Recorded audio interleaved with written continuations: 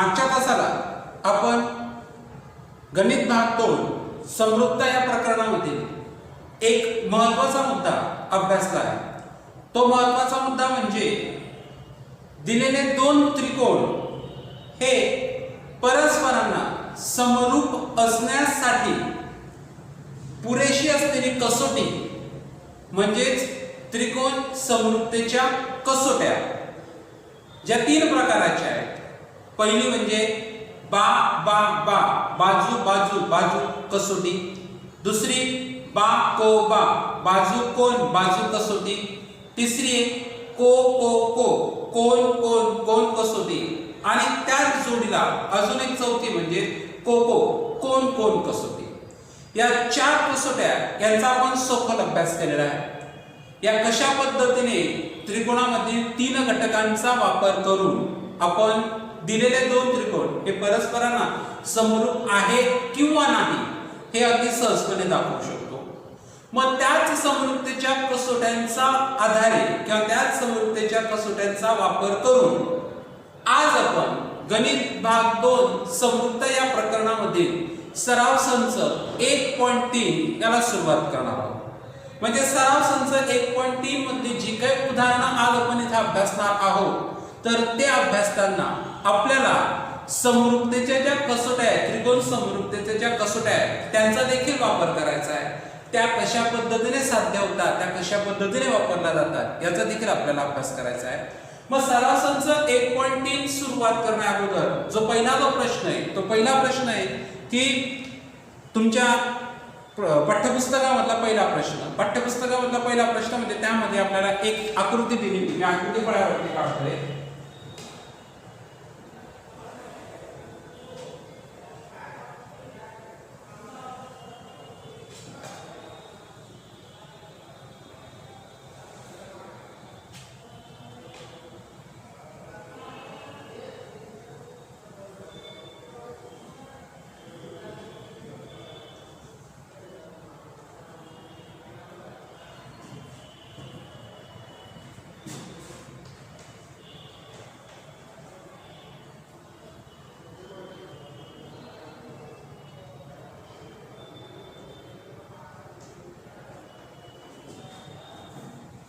बघा आपल्याला आकृती दिलेली आहे। आता आपल्याला आकृती दिलेली आहे की त्रिकोण ABC, हा त्रिकोण ABC दिलेला आहे। त्या त्रिकोण ABC मध्ये ABC हा कोण दिलेला आहे 75 अंशाचा। त्यानंतर अजून एक त्रिकोण दिलेला आहे EDC या त्रिकोणामध्ये दिलेला आपल्याला कोण तो 75 अंशाचा। हे आपल्याला उदाहरण जे आपल्याला दिलेले त्या उदाहरणामध्ये दिलेले आहे। तर आपल्याला विचारलेले आहे की आकृतीमध्ये जे दिलेले दोन त्रिकोण आहेत ते दोन त्रिकोण कुठल्या कसोटीनुसार समरूप होतील आणि जर त्या कसोटीनुसार समरूप होत असतील तर त्या कसोटीचा आधारे आपल्याला हे दोघं त्रिकोण समरूप आहे किंवा नाही हे दाखवायचं आहे। मग बघा आपण सुरुवात करूया। मग सुरुवात करताना आपल्याला आकृतीत जे दोन त्रिकोण दिसत आहेत त्या दोघं त्रिकोणांचं आपण पहिले नाव लिहून घेऊया।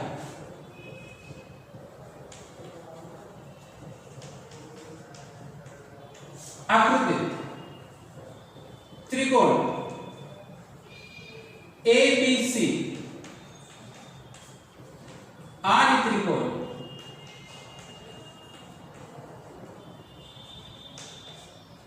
EDC मध्ये ABC आणि त्रिकोण EDC या दोघं त्रिकोणांचा आपल्याला विचार करायचा आहे। मग आपल्याला गणिताला सुरुवातीला त्यांनी दिलेले आहे की ABC हा कोण 75 अंशाचा आहे आणि EDC हा कोण देखील 75 अंशाचा आहे। मग जर दोघं कोण 75 अंशाचे म्हणजे याचा अर्थ दोघं कोण एकमेकांना काय होत आहेत एकरूप होत आहेत। म्हणून कोण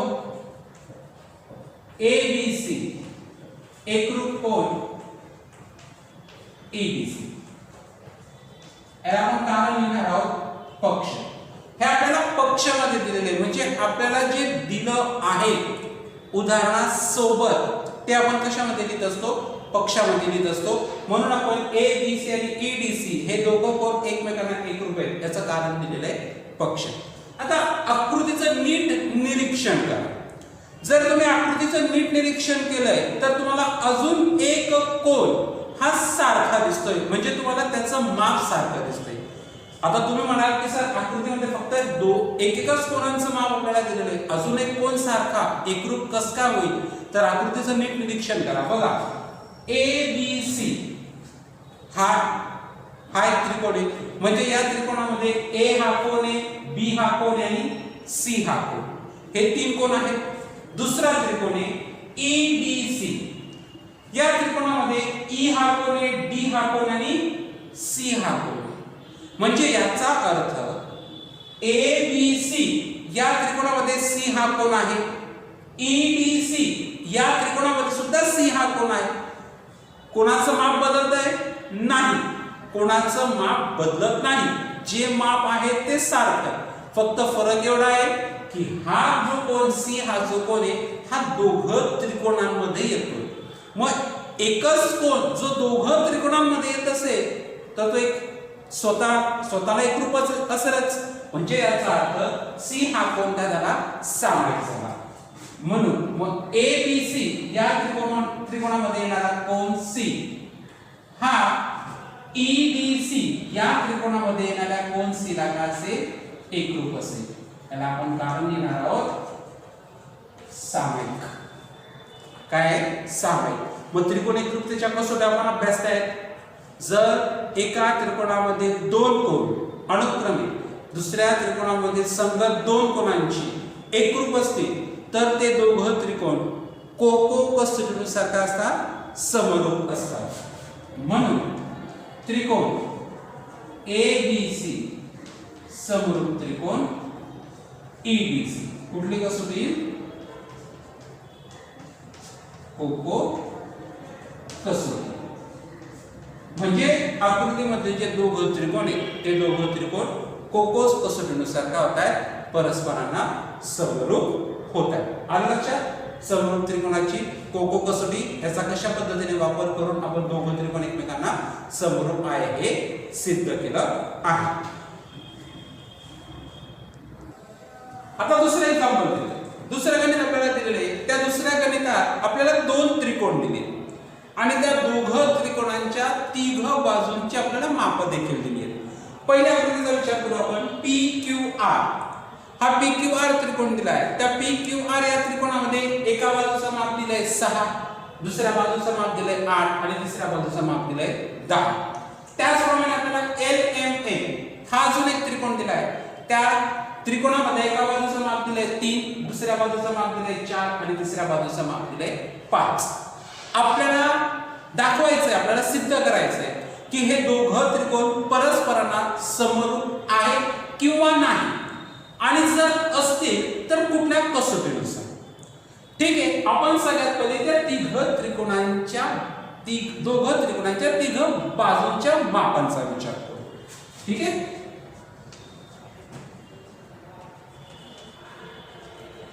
आकृतीत दिलेल्या माहितीनुसार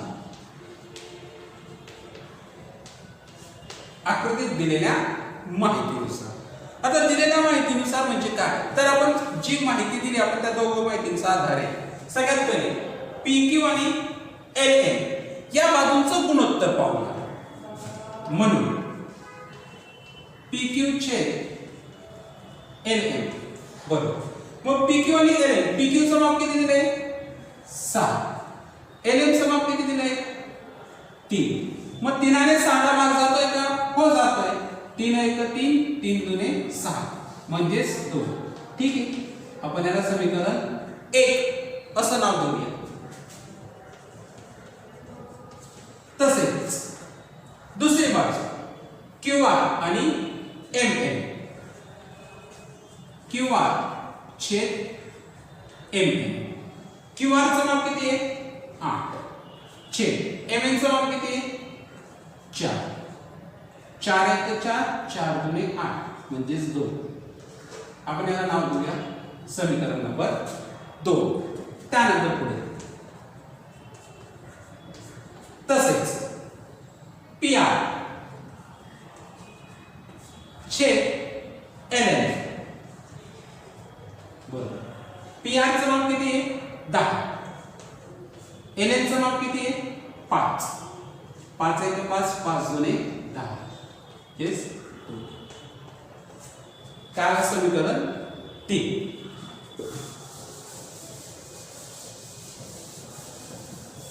आता तुम्हाला समीकरण 1 2 3 यावरून काय दिसतंय की समीकरण 1 2 3 यांची उजवी बाजू 2 2 2 सारखी आहे. जर उजवी बाजू सारखी असेल तर डावी बाजू देखील काय येईल, सारखी येईल. म्हणून समीकरण 1 2 3 वरून, मग समीकरण 1 2 3 वरून आपल्याला काय लक्षात येत आहे, PQ छेद LN बरोबर QR छेद MN बरोबर PR छेद LN. म्हणजे याचा अर्थ एका त्रिकोणाच्या तिघ बाजू आणि दुसऱ्या त्रिकोणाच्या तिघ बाजू यांचं गुणोत्तर काय येते, सारखं येते. म्हणजे याचा अर्थ सर्व बाजू प्रमाणात आहे. म्हणून सर्व बाजू प्रमाणात आहे. म्हणून त्रिकोण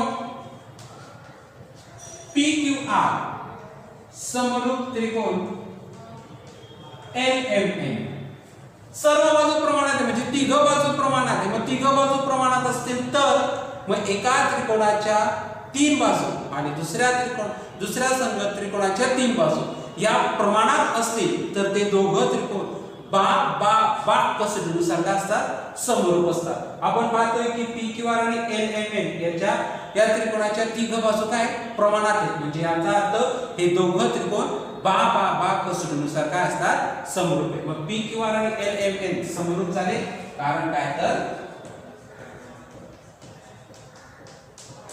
बा कसोटी. म्हणजेच त्रिकोणाच्या बा कसोटीनुसार हे दोघं त्रिकोण काय झाले, परस्परांना समरूप झाले. आपण तिसरं गणित पाहू. तिसऱ्या गणितात त्यांनी आपल्याला काय दिलंय की AC आणि PR हे दोन खांब आहेत जे जमिनीवरती उभे. इलेक्ट्रिकचे खांब तुम्ही पाहतात आपल्या रस्त्यावरती सभोवताली असतात ते. मग AC आणि PR हे दोन खांब आहेत जे जमिनीवरती उभे. मग जमिनीवरती उभे राहिल्यानंतर PR या खांबाची सावली जमिनीवरती पडते. म्हणजे जर समजा आपण या टोकाचा विचार केला तर सावली ती 6 मीटर एवढ्या लांबवरती पडते. तर त्याच वेळेस ज्या वेळेस PR या खांबची सावली जमिनीवरती 6 मीटर लांब पडते त्याच वेळेस AC या 8 मीटर लांब असलेल्या खांबची सावली किती मीटर लांब पडते हे आपल्याला काढायचं आहे. आता दोघं जमिनीवरती उभे म्हणजे याचा अर्थ दोघांनी काय केलेलं आहे, 90 अंशाचा कोन जमिनीवरती तयार केलेला आहे. बरोबर आहे, उभे म्हणून दोघांची सावली एकाच वेळेस जमिनीवरती पडते. आणि म्हणजे याचा अर्थ इथं या वरती टोकावरती त्यांनी काय केलं असेल, एकाच मापाचा कोन तयार केला असेल. कारण की एकाच वेळेस जर दोघांची सावली पडते म्हणजे एकाच अंतरावरून ते दोघं काय करतायत, जमिनीवरती खाली पडतात त्यांची सावली. म्हणजे याचा अर्थ हे जे दोघं कोण आहेत हे दोघं कोण काय होतायत, सारखे होतायत.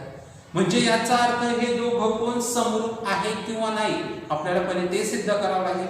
समरूप असतील तर त्यांच्या बाजूंचं गुणोत्तर काय येईल ते आपल्याला काढावं लागेल आणि मग त्यावरून आपल्याला या x ची किंमत काढावी लागेल. बघ आता आपण सुरुवात करतोय.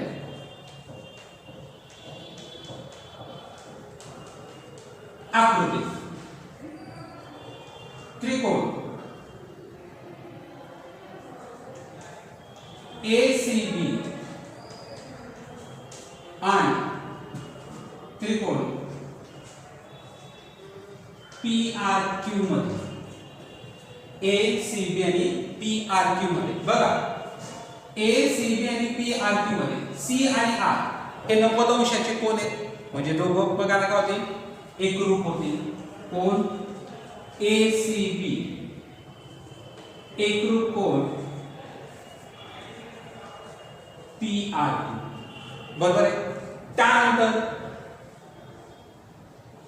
CAB हा कोन RPQ या कोणाला एकरूप होईल, कारण की एकाच वेळेस त्यांची सावली जमिनीवरती पडते, म्हणून ते दोघं कोण सुद्धा काय होते, एकरूप होते.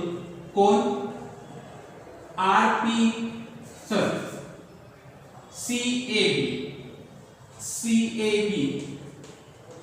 एकरूप कोण RPQ.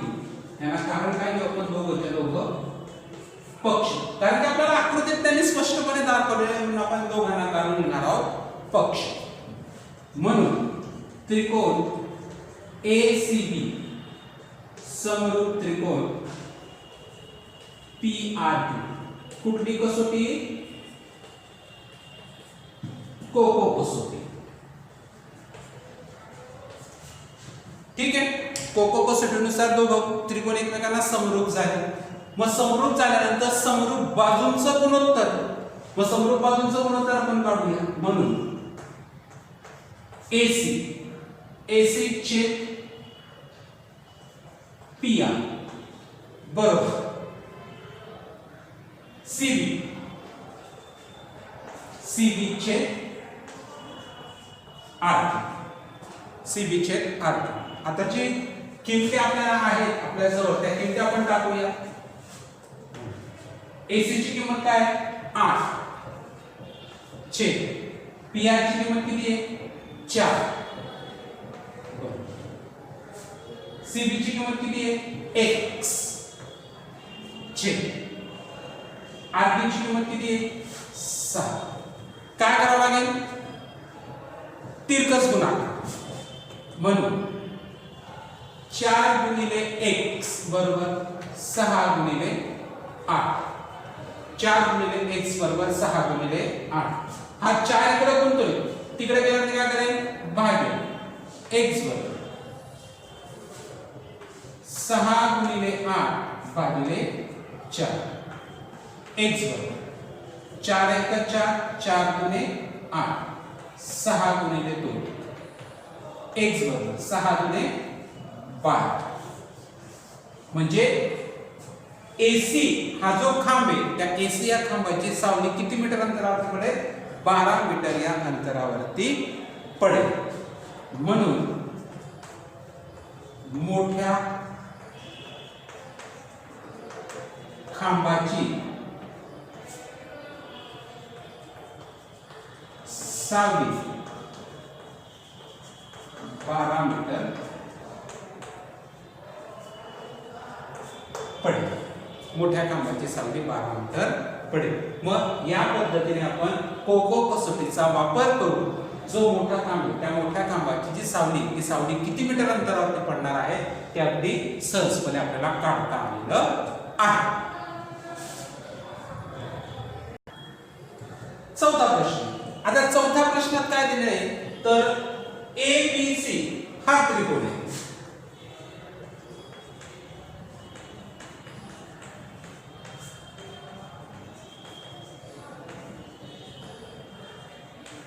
त्रिकोण ABC मध्ये बघा ही रेख AP बाजू BC वरती काय लंब आहे. रेख AP लंब रेख BC आणि ही PQ रेख BQ लंब रेख AC. रेख BQ लंब रेख AC. मग आपल्याला आकृतीत दोन त्रिकोणांचा विचार करायचा. कुठल्या दोन त्रिकोणांचा विचार करायचा आहे तर पहिला त्रिकोण आहे APC हा आणि दुसरा त्रिकोण आहे BQC. या दोन त्रिकोणांचा आपल्याला विचार करायचा आहे.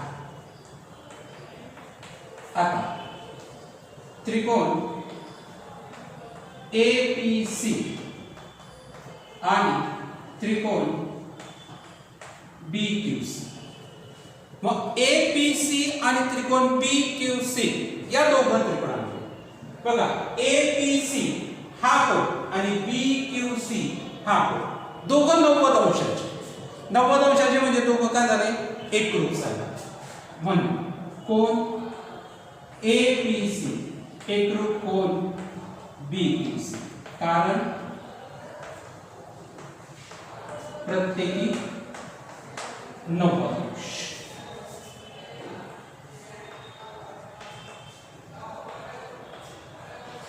प्रत्येकी 90 अंश. त्यानंतर परत दोघं त्रिकोणांचा विचार.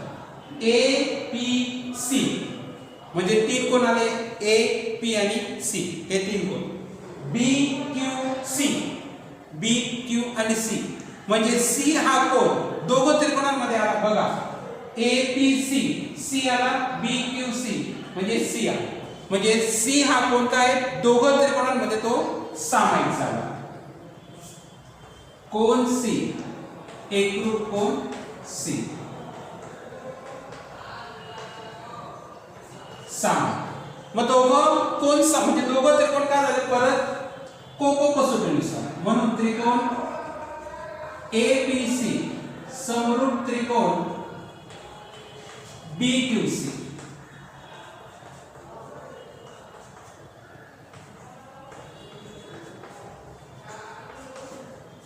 कोको कसोटीनुसार दोघं त्रिकोण काय झाले, परस्परांना सामायिक झाले. मग कोको कसोटीनुसार जर दोघं त्रिकोण परस्परांना सामायिक होत असतील तर दोघं त्रिकोणांच्या संगत बाजूंचे गुणोत्तर. मग संगत बाजूंचे गुणोत्तर AP छेद BQ बरोबर PC छेद QC बरोबर AC छेद BC. मग आपल्याला ज्यांची मापं दिली त्या किमती आपण टाकून घेऊया. म्हणून आपल्याला मापं कोणाची दिली आहेत, AP चं माप दिले 7, त्यानंतर BQ चं माप दिले 8, PC आणि PQ जशी त्यांची माप आपल्याला दिलेली नाही. त्यानंतर AC चं माप काढायला आणि त्यानंतर BC चं माप दिलेलं आहे 12. ठीक आहे.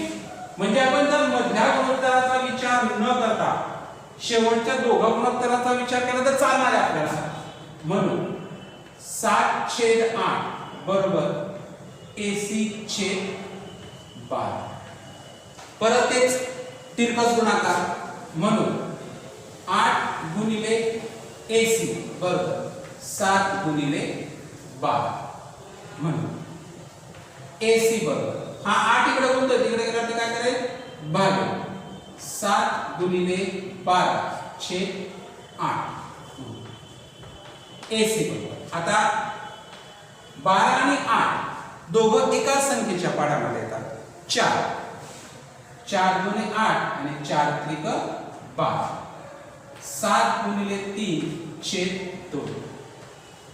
AC बरोबर 7 त्रिक 21. 21/2. 21/2 म्हणजे 21 च्या निम्मे. मग 21 ला जर 2 ने भाग दिला तर किती येते, 10.5. म्हणजे AC ची किंमत येते 10.5.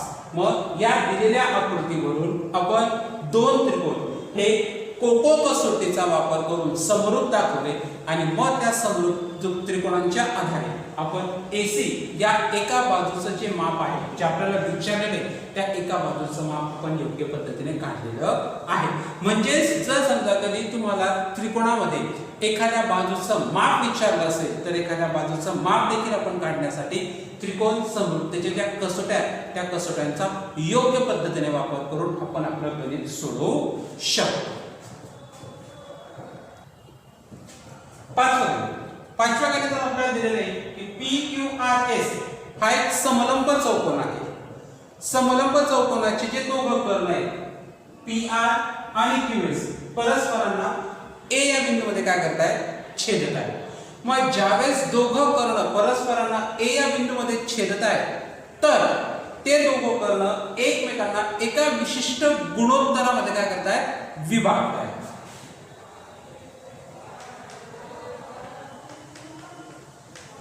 आकृती कशा पद्धतीने विभागताय,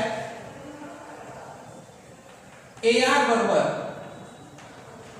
5 AB AR बरोबर 5 AP. मग जर समजा की आपण यांचं गुणोत्तर काढण्याचा विचार केला तर गुणोत्तर कशा पद्धतीने येईल? हा AR इकडे गुणतोय तिकडे गेलाती भागेल, हा 5 इकडे गुणतोय तिकडे गेलाती भागेल, म्हणून AP छेद AR बरोबर 1/5. AP छेद AR बरोबर 1/5. तसेच AS बरोबर 5 AP.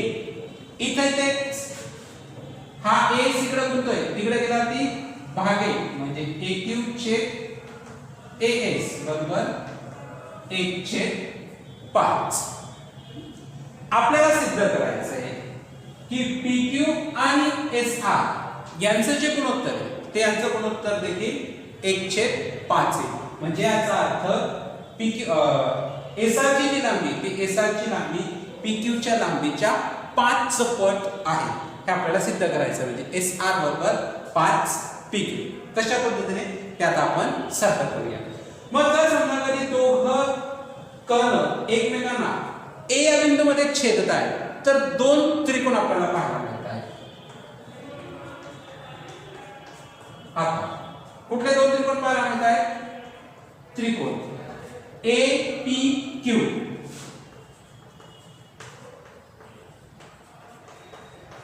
आणि त्रिकोण ARS मध्ये, APQ आणि ARS मध्ये. मग बघा APQ आणि ARS मध्ये हा कोण या कोणाला काय एकरूप आहे. काय रूप आहे?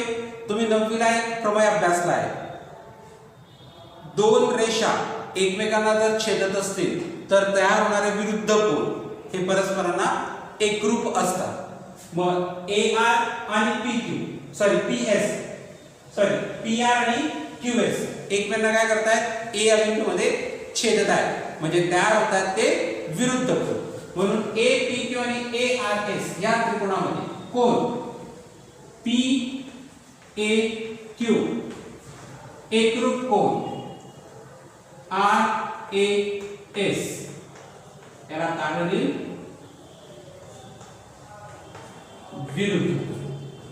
विरुद्ध. आता आपण परत चौकोनाचा विचार करू.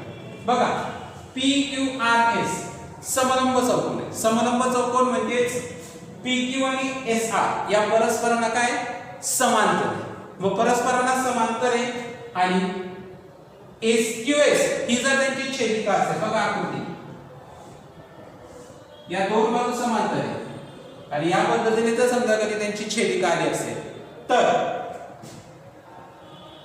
हा कोण आणि हा कोण व्युत्क्रम कोण तयार होतात आणि व्युत्क्रम कोण काय असतात? एकरूप असतात. मग बघा हा कोण आणि हा कोण काय झाले? व्युत्क्रम कोण झाले. त्याचप्रमाणे हा कोण आणि हा कोण हे सुद्धा काय झाले? व्युत्क्रम कोण झाले. आपण कुठला तरी एकाच कोणाचा विचार करू. कोण APQ एकरूप कोण ARS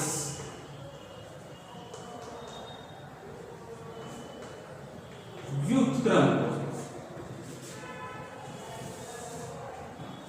म्हणून त्रिकोण APQ समरूप त्रिकोण ARS. कुठली कसोटी आली? कोको कसोटीनुसार दोघं त्रिकोण काय झाले? परस्परांना समरूप झाले. मग समरूप झाल्यानंतर समरूप त्रिकोणाच्या संगत बाजू म्हणून AP छेद AR बरोबर PQ छेद RS बरोबर AP छेद AS.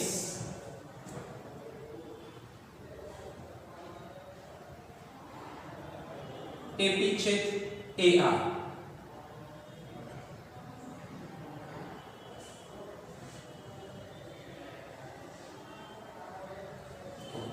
इथं चुकलं आहे AP